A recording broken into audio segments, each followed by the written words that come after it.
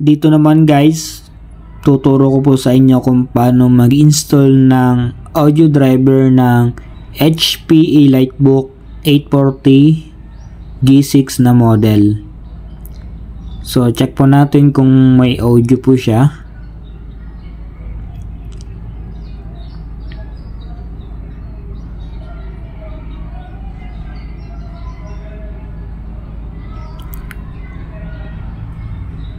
So ayun mga boss, so wala po siyang audio kasi hindi po naka-install yung driver po niya.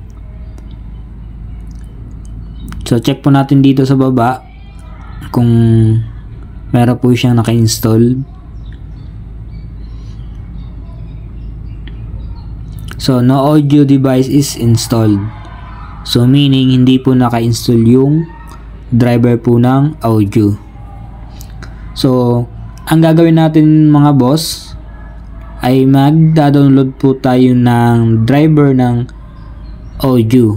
So pupunta po tayo ng exact model po ng ating laptop. Example po ito, HP EliteBook 840 G6. So select po natin yan. Then select po natin yung type po ng OS natin. So Windows 11 po yung gamit ko. Then select the version, kung ano po yung version ng inyong Windows. So ito po yung version ng aking Windows 11. Then click po natin yung submit. Then hintayin po natin mag-download or hanapin natin yung drivers ng audio.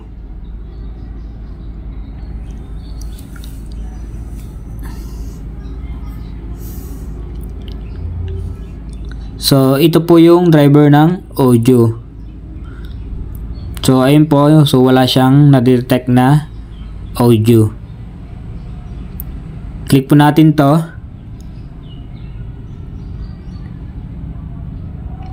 Then click po natin yung Realtek HD Audio Driver 2019. Then click download. Then close lang po natin yan. So hintayin po natin matapos yung download. Ngayon guys, so titingnan naman natin sa device manager kung naka-install yung audio niya. Then pupunta po tayo sa sound. So wala po siyang drivers. Wala po yung Realtek na audio. So kailangan po natin i-install yung dinownload po natin na drivers na Realtek HD audio.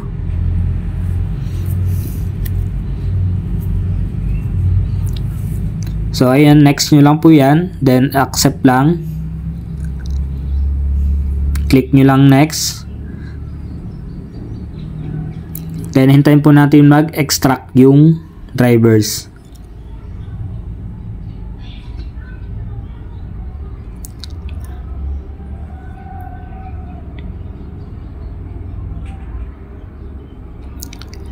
After nyan guys, so kailangan yung i-restart. Then check po natin. So ayun guys, so meron na po siyang audio. So check po natin sa YouTube.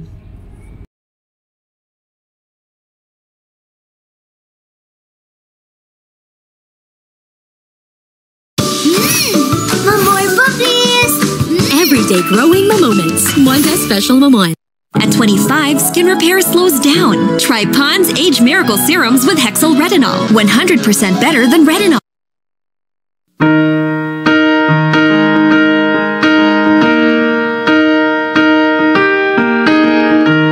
Where is the moment we need it the most? You kick up the leaves and the magic is